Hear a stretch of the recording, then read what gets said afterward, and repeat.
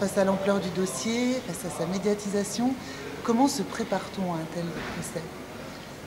Bah, tout d'abord, on se prépare quand même un petit peu tout seul.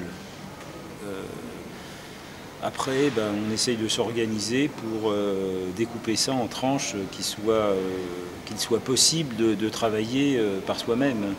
Donc il faut consacrer du temps à l'organisation, à la réflexion, comment on va s'y prendre, comment on va faire. Comment anime-t-on les débats lorsqu'on est face à un accusé décrit comme un monstre? Alors, moi je dirais qu'il y a deux questions. Il y a la première question, celle des jurés. Mes assesseurs, mais bon, mes assesseurs sont des professionnels, mais les jurés arrivent, tout d'un coup, ils sont baignés dans un océan de monstruosité, c'est bien le moins qu'on puisse dire par rapport à l'horreur des faits qu'on a eu à gérer. Et là, on a eu affaire à des gens qui ont eu des réactions tout à fait exceptionnelles. Ils ont fait preuve de beaucoup de solidarité. Certains, à certains moments, ont peut-être craqué un petit peu, mais toujours, le groupe a été très important. Et en ce qui me concerne, moi, par rapport à la conduite de l'audience, je pense qu'il faut conserver une part d'humanité dans les débats. C'est essentiel. C'est une équipe qui a mené ce procès, donc il est très important de rendre hommage à tous ceux qui ont contribué à cette manifestation de la vérité et au fait que ces débats se sont bien déroulés. Alors il y a d'abord tous les acteurs anonymes, ceux dont on ne parle jamais. Je citerai par exemple notre huissier qui a joué un rôle très important, très central dans les débats parce qu'il avait été qualifié de trotte-menu ou de porteur d'eau dans certains articles et par les familles de parties civiles, car il avait un mot et une attitude pour chacun. Et puis il y a d'autres personnes, même par exemple les gens qui sont à l'accueil ou les concierges du tribunal, ont joué un rôle aussi très important pour assurer toute la logistique du procès et puis l'accueil par exemple des témoins dans des bonnes conditions. Quand on a 200 ou 300 journalistes, c'est difficile pour les témoins aussi. Et donc c'est toute une équipe.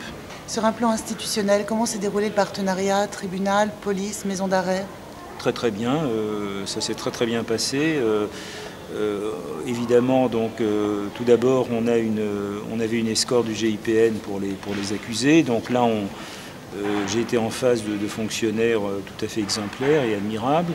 Et puis donc l'ensemble du dispositif policier était placé bien sûr sous l'autorité du préfet des Ardennes et du directeur départemental de la sécurité publique.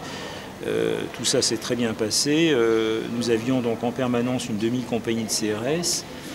Donc il y a 2 CRS qui sont intervenus, la CRS 23 de Charleville et puis une autre de Reims pendant plusieurs semaines. Et là aussi, j'ai eu d'excellents contacts avec les responsables, les officiers de ces unités. Puis l'ensemble des personnels de police se sont également beaucoup dépensés, sans compter pour la réussite du procès.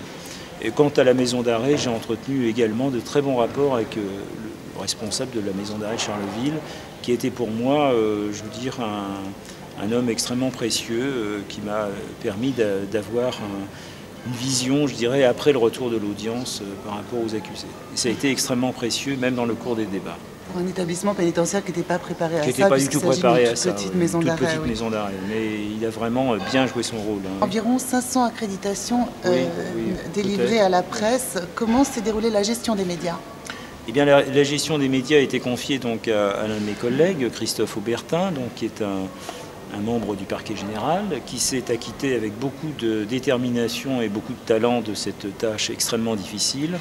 Je crois que nous avons su également tisser des liens avec l'association des chroniqueurs judiciaires de manière à anticiper tous les problèmes de logistique que pouvaient rencontrer les journalistes. Et n'oublions pas qu'on est dans le cadre d'un procès international dans lequel de nombreuses équipes de journalistes ou de médias étrangers étaient présents. Et en particulier, on avait une représentation des Belges extrêmement importante.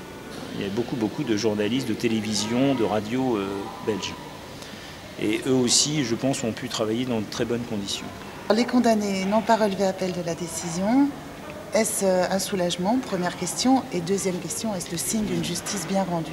Bah, écoutez, c'est certainement un soulagement. C'est un soulagement non pas pour nous, les acteurs directs, mais quand on pense aux familles des victimes et à ou aux victimes, parce qu'il y a aussi des victimes vivantes, à leur comportement d'une très grande dignité et tout à fait exemplaire, on est vraiment soulagé pour elles. C'est peut-être la démonstration, enfin, mais vous savez, la voix du jury est impénétrable, c'est peut-être la démonstration, en tout cas, d'une écoute lors des audiences, lors de l'audience, d'une écoute de la parole de chacun.